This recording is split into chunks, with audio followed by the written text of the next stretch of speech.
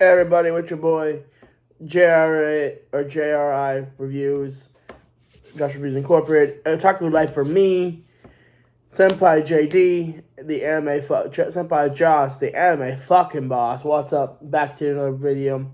Today we're talking about VHS Beyond. So VHS Beyond is the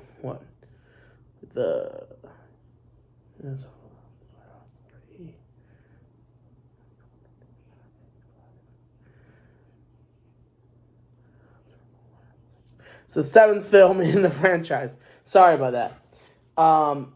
And I gotta say, it's probably become my second favorite.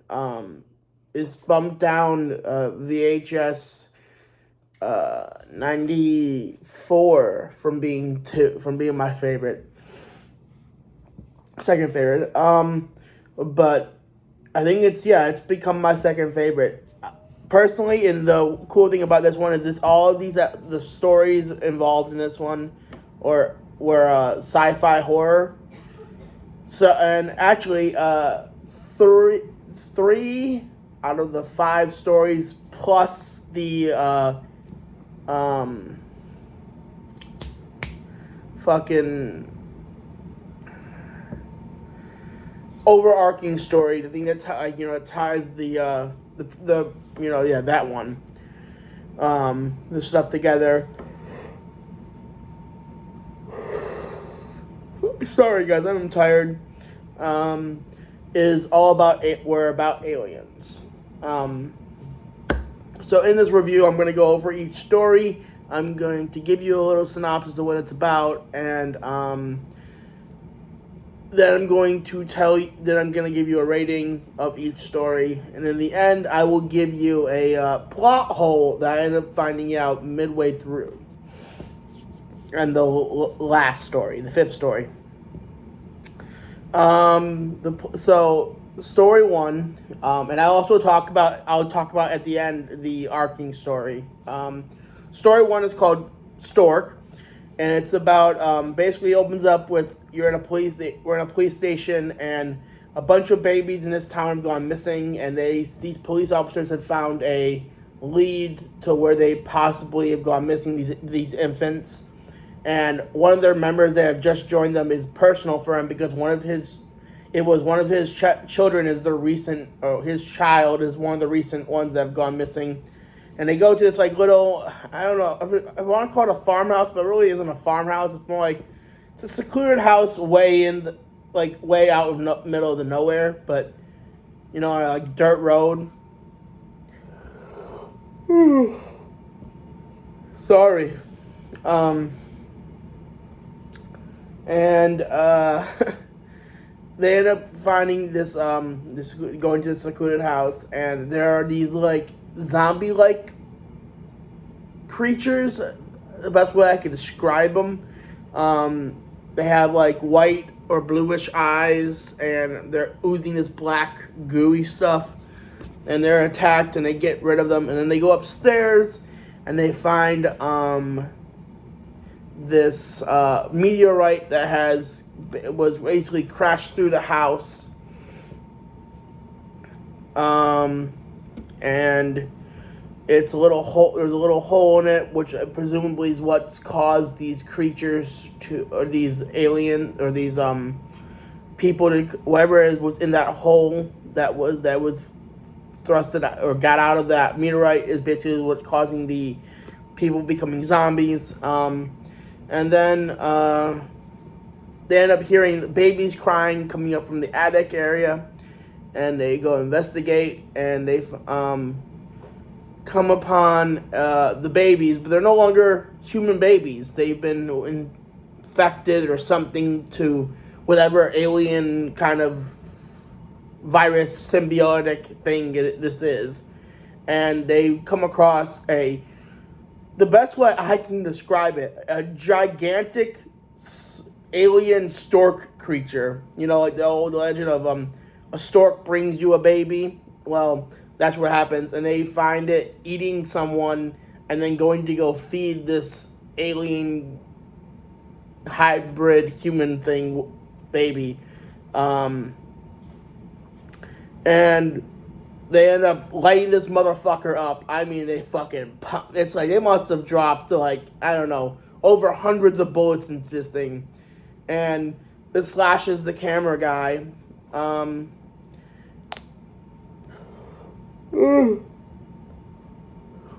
Sorry. And then he slashes the camera guy. And the camera guy being seriously injured but isn't dying. They end up bringing it to its knees. It falls down. And they basically reveal that they are also like work for an agency that hunts monsters, basically. And then apparently the stork thing wasn't dead, and then it, like, to finish off before the episode ends, I forgot who it is, but I think it's the leader, walks up behind it and just stomps its fucking head in, which ends up killing it, obviously. But yeah, overall, personally, I like the story. It was a great story to start off with. It reminds me heavily of the zombie story in the second one of VHS, but minus the zombie finally like having morality and killing itself in VHS 2. But I would have to say I give this one probably an 8.5 for a rating. Personally, it was a really good story. I think they could have done a little bit more. What's the best word for it? It could have been longer in the story. It honestly was a lot shorter.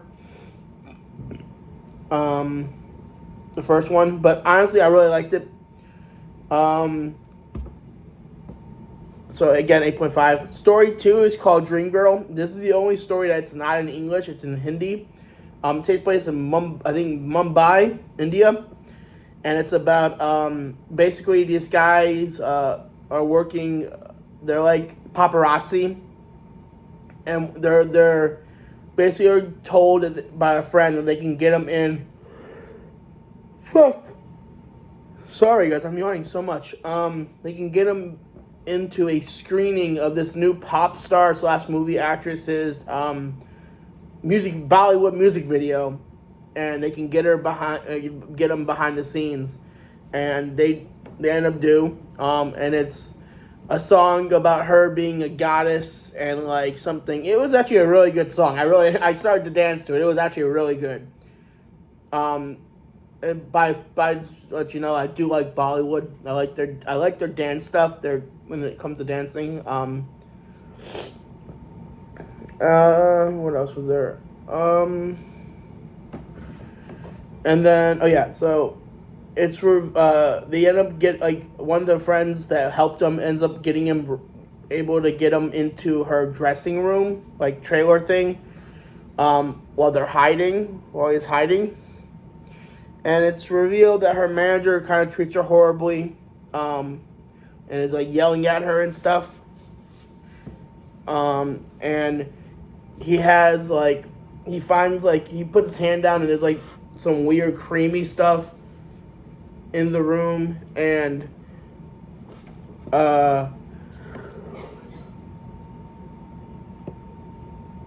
okay, sorry about that. I don't know why I keep yawning. Probably the weather is fucking affecting me. I've always noticed since I was a kid that whenever it's gloomy outside and it's about to we're about to have a hurricane, it just fucking makes me tired. Let me know in the comments below if you guys have that situation too. What was the word? Where was that? Yeah, okay.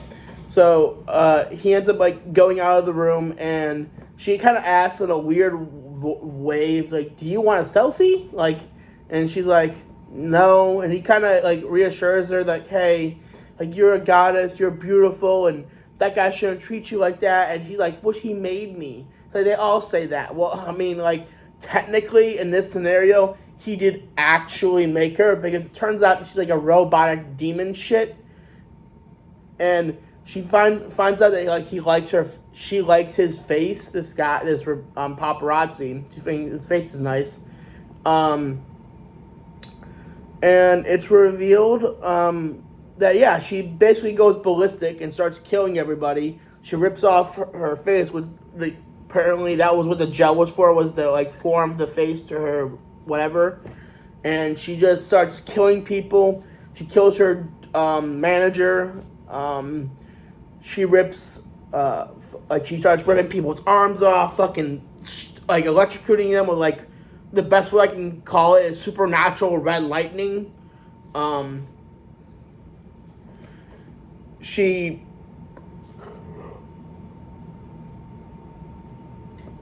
just she sets people on fire. And then it basically evolves to where the main character is the only guy left, and she starts singing to him and asking him. She basically takes rips his arms off and then takes his face for herself.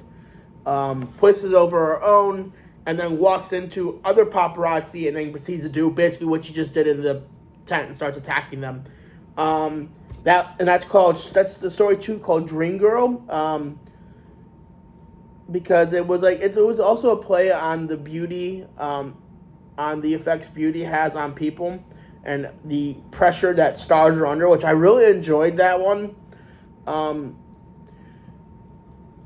I actually did feel bad for her when she started crying because of her manager. I was like, oh shit, I would have been one of those people that would have been like, ma'am, are you alright? Blah, blah, blah. Because that's what the main character did. At the end of the day, I don't think the main character deserved to die. The worst that he did was sneak into her trailer. That's the worst he did. But,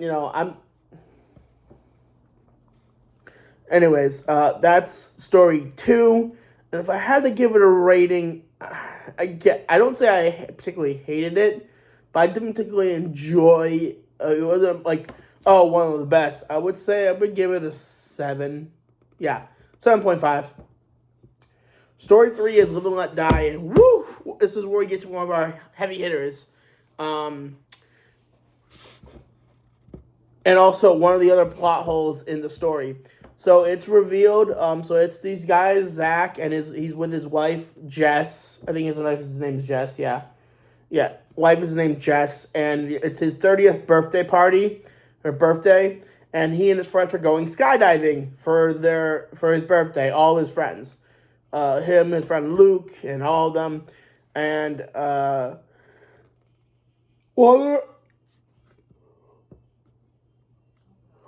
sorry guys. While they're skydiving,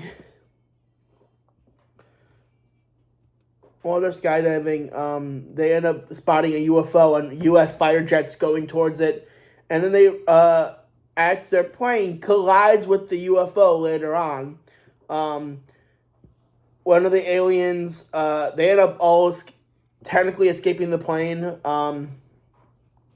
There was an alien on board that jumped aboard off the plane, and it attacked and killed someone on the way down. They crashed to Earth, literally. They end up all pulling their chutes, most of them, and Zach's like looking for his friend. He's like, Luke, are you okay, Luke? And then he turns around, and Luke has basically been decapitated. His head's still technically attached by blood and skeletal system, but it's gone. It's caught in the tethering of the parachute, and obviously he freaks out. He gets up and he walks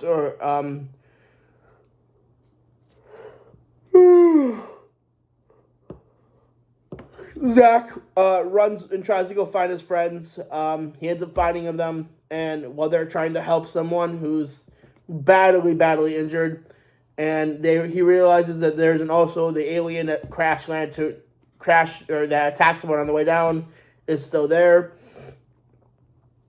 and it's attacking people.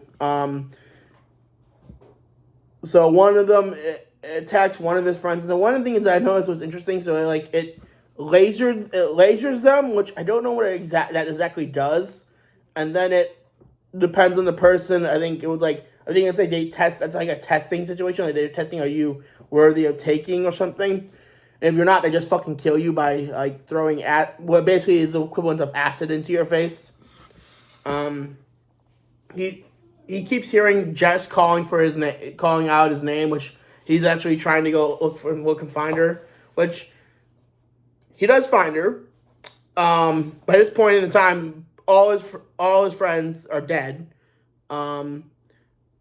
And he finds her, but she's also dead. And he freaks out. He runs. He ends up actually escaping an orange grove. That's where they land. They landed in an orange grove. And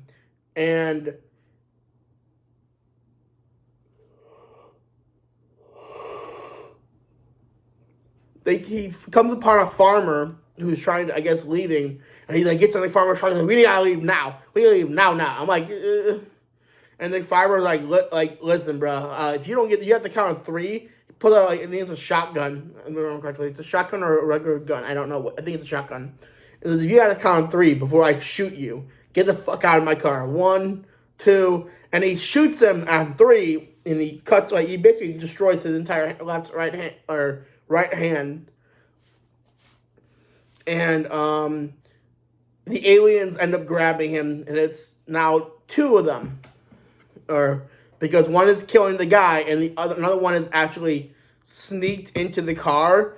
And the one other thing I found interesting is when the alien does this ray thing, like its head kind of opens up, and then shoots this ray in, and immediately they're vanished. So Zach then tries to put the car in gear. It's a stick shift, so he's trying to get the car to move, and it's not moving. And it's then revealed that he's being caught in a tractor beam at the very end, being taken up into the UFO. My question is, how the fuck do they find that camera? Unless one or two things, because they don't like to really explain. One, because VHS's story is that it's always shot out of like a video camera, whether it be a GoPro or something, and I don't think you can. I'm not sure. Can you connect a GoPro to the internet? You probably could. I don't know. But yeah. Where was I? Fuck. Yeah, I remember. So, like, unless he connected the GoPro to the internet, which is possible, but I don't know. And then there's the fact that he's abducted. If he's abducted and it's not one of those situations, then how do they fucking get the footage to make the film, or there'd be a short, whatever, found video, whatever. This one I have to say, out of my personal opinion, it is a 9.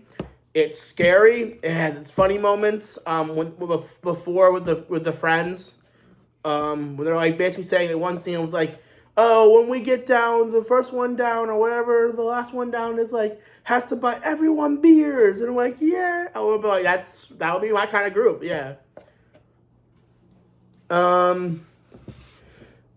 That probably ever I got to even say the title of Story 3. Story 3's title is actually Live and Let Dive. Because they're skydiving. Story 4, honest to God, to me, 10 out of 10. Fucking 10 out of 10. I absolutely laughed my ass off at Story 4.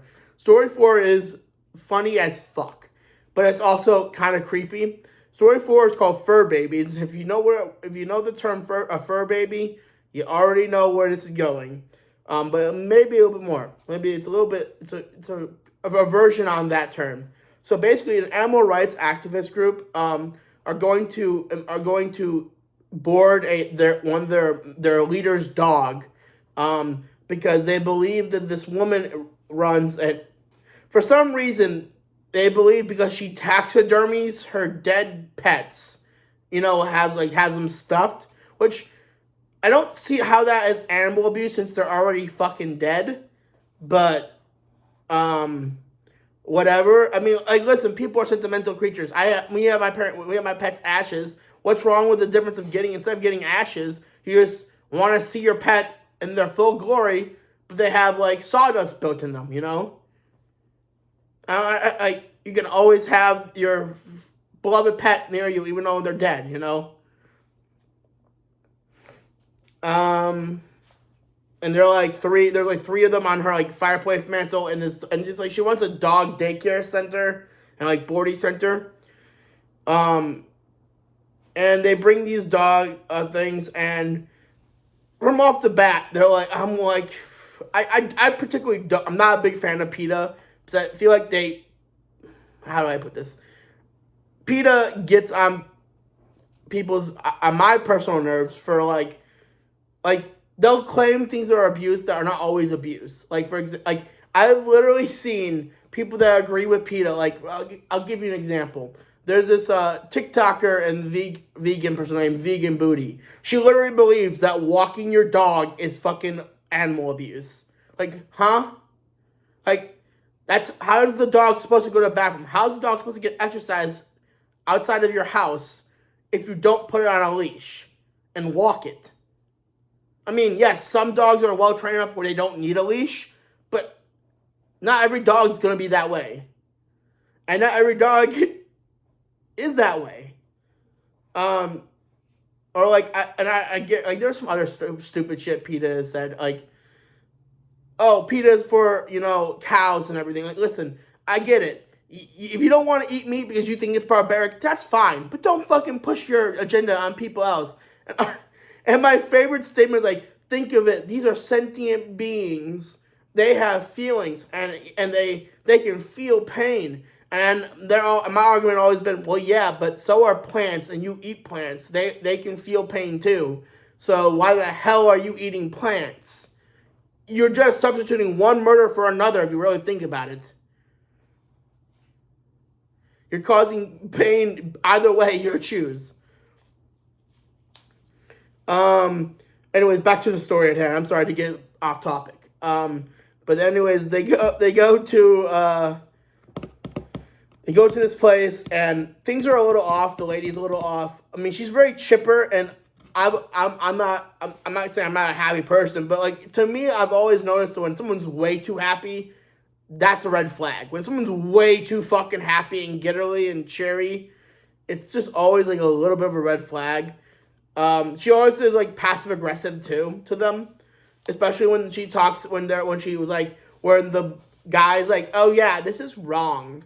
Like, you can't do, like, this is fucking wrong and immoral to stuff this animal. And I'm like, first of all, personally, if it were me, I'm like, it's her pet. She can do what the fuck she wants with it after it's dead, okay? I mean, like, yeah, you can't, like, beat the fuck out of your pet. I get that. That's actual animal abuse. That's actual animal abuse and stuff, okay? But, like, if you want to, I don't know, dress your pet up and put it in clothes, as long as you don't, like, you're not, like, wrestling the pet to fucking do it, I don't see a big deal. It's cringe as fuck, but I don't see a big deal.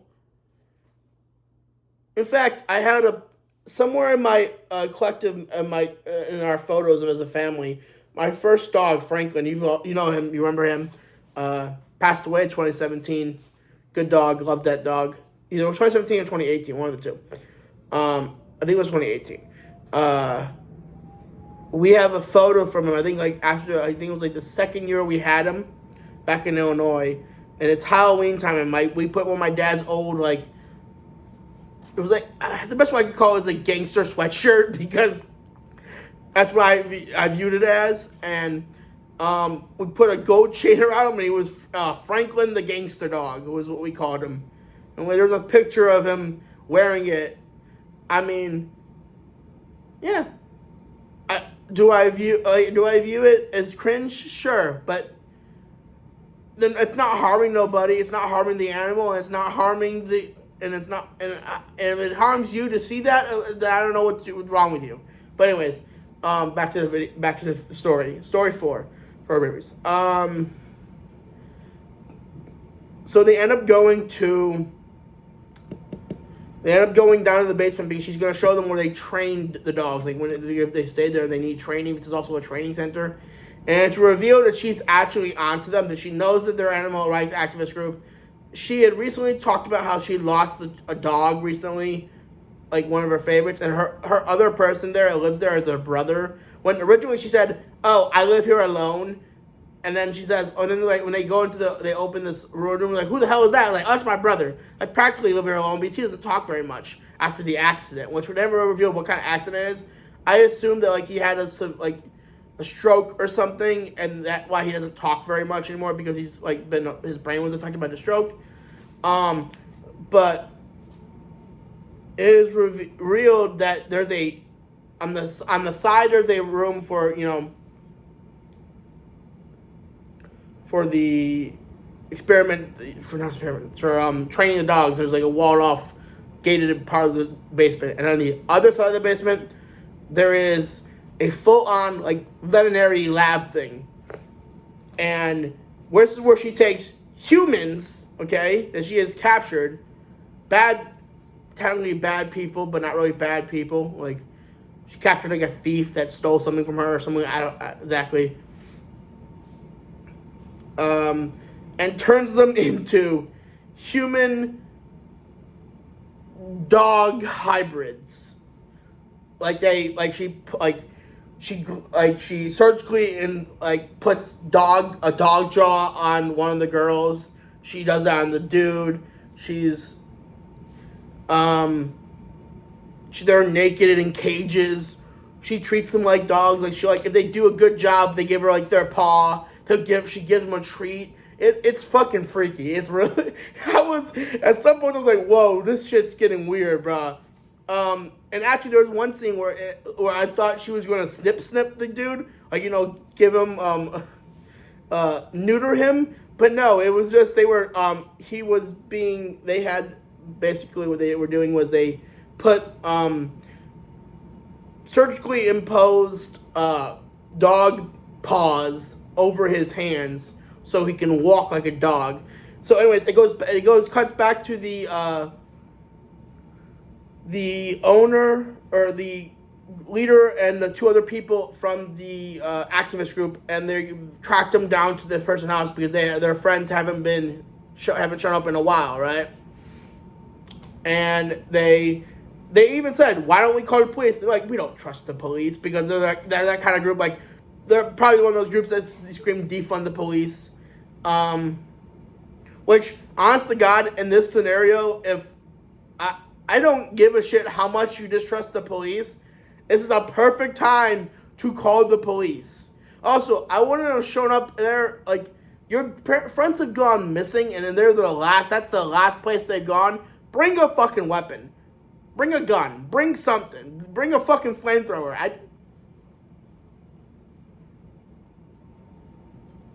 Anyways, they end up going into the basement. They think they surrounded the people, and then they pull a fast one. They pull like, "Oh, you think we got you? No, we got you," says the lady, and releases two of her babies onto them, which to disastrous. They basically these two. I don't even know, were-dogs. We're gonna call them were-dogs, even though they're technically humans that have been surgically imposed. And I don't know what the fuck she's done to them, but they've broken down. She's broken down their mind to where they're basically just fucking dogs. And they basically attack these guys, rips off this one dude's like private area, and is like, they just basically killed them to death. And then it shows like a little POV of one of the were-dogs, scratching behind the ear, drinking some water, and then someone tries to steal some packages from the place, from this lady's house, and he goes out the doggy door and then attacks him and rips off his junk area. And That's it. All I'm going to say is by the end of that, if the police aren't going to be called that before that because of the missing them, the police will be called now because that attack, the last attack, happens in broad daylight on property. Like, I don't know. All it takes is one person to be like, "What the fuck?" Like, you'd be walking down, like not walking but driving, or like they just look out their house window at the right exact moment. Like, what the fuck, you know? That one for me is a 10 out of 10. Like, it threw me. It was like, I'm like, what the fuck is this? Like I was like, I don't know what's scary about, like, how is this scary? I'm like, and then they're like, you're taken for a ride. I'm telling you, this one's like amazing. 10 out of 10 for this story. Story 5 is called Stowaway. This is where aliens get involved again. So story 1, story 3, and story 5 all have aliens, and then the overarching story, like I said, it has aliens too. Story 5, Stowaway. A woman basically has abandoned her husband and her daughter, and she's gone to I think it's the Mojave Lights or whatever in the Mojave Desert, but I could be wrong. And she's basically investigating the UFOs, and one night while she's camping out there, she sees the lights in the sky and sees one dart off, and she follows it and ends up coming across the UFO and ends up going aboard. She ends up finding out that there's like nanotechnology that heals you when you're injured on this craft. And these Pacific aliens or whatever's going on, like collectors, they're collecting Earth species. So they collected a spider, I think a lizard and a bird. Don't quote me on the bird. I think it was just a lizard and a spider, but it could be also a bird. And she notices that she's spent a little too much time there. The aliens have gone back, so she hides. And bad news, she ends up getting taken right into space. To disastrous consequences, because it's revealed the amount of speed these ships go. I think she revealed it's like 1 million miles per second. And I was like, okay.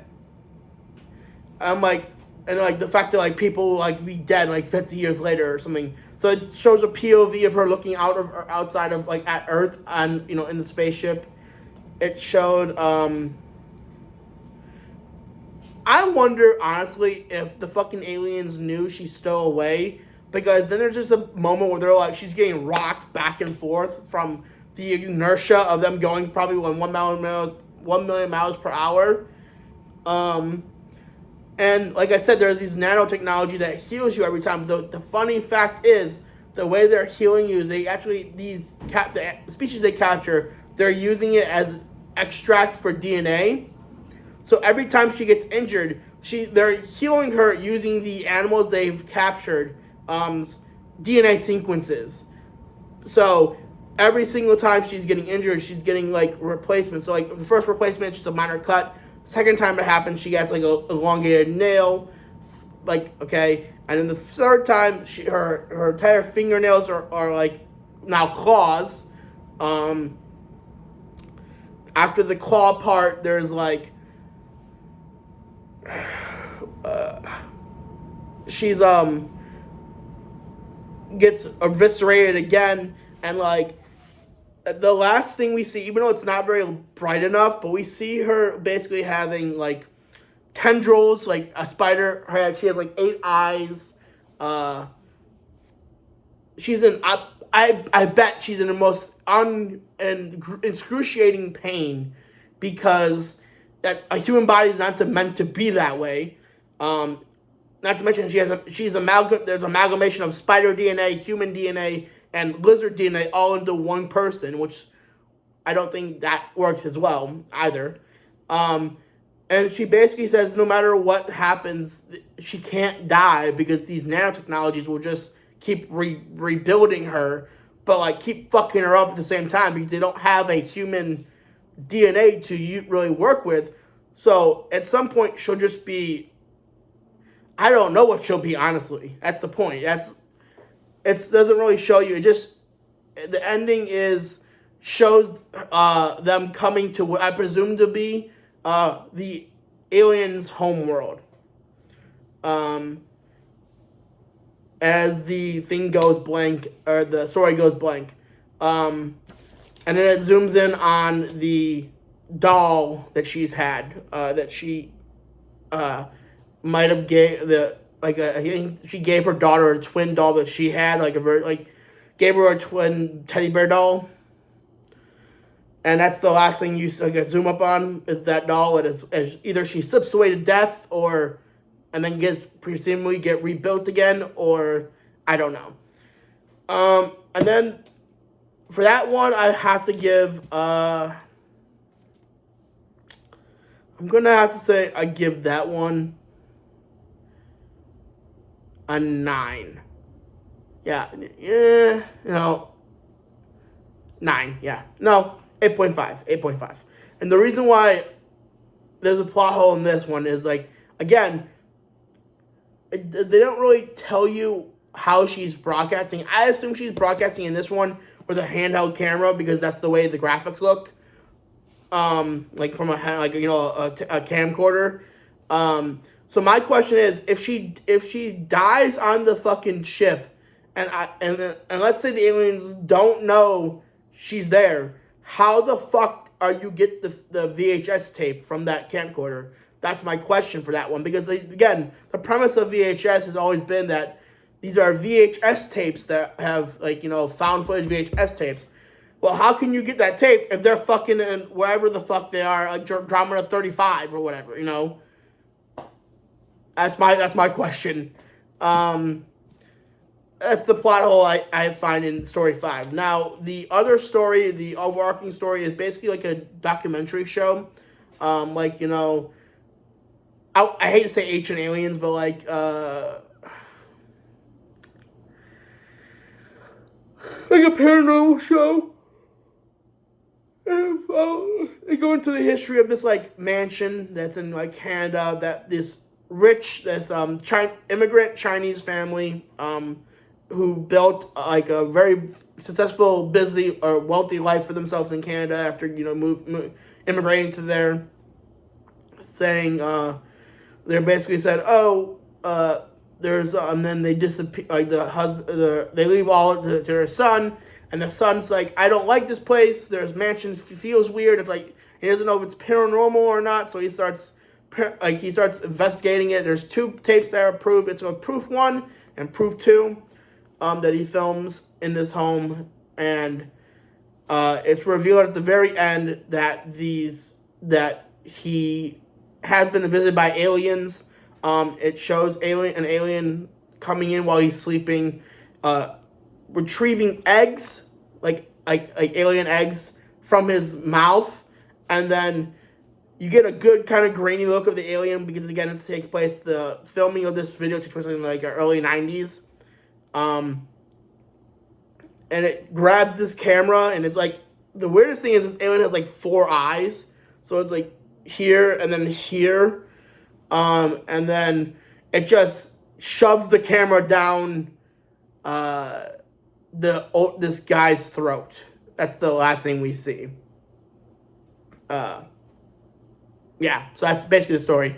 The overarching story, to be honest, I wasn't that interested in it. If I had to give it a rating, probably a 7. Again, it's the overarching story isn't even scary. I mean, there were some parts that had me interested, but even then I was eh. Anyways, that's it. My overall view of VHS Beyond. I particularly enjoyed the hell out of it. Again, it's been replaced in 1994 as my second favorite in the series. My first favorite is 1999. Second favorite is now VHS Beyond. Third favorite is VHS 94. And the fourth favorite is VHS 2. And the fifth favorite for me, or my fifth favorite, is VHS. Because I only particularly like 2 stories out of VHS. But I like most of the stories in VHS 2. That's how I quantify likes in that series, is in VHS at least, is if I like more than one story, it gets a bigger on my scale of favorites or ladder than if I only like one or two stories. Anyways, that's it for this video. Thank you all for watching. Please let me know in the comments below what you think, what your favorite VHS installment was. If you've seen VHS Beyond, did you like it? What was your favorite story from it? And I will see you guys in the next video. Stay safe, y'all, if you live in Florida, from Hurricane Milton. Much love. Thank you for watching. Don't forget to like, comment, subscribe. And I'll see you in the next video. Peace. Yeah.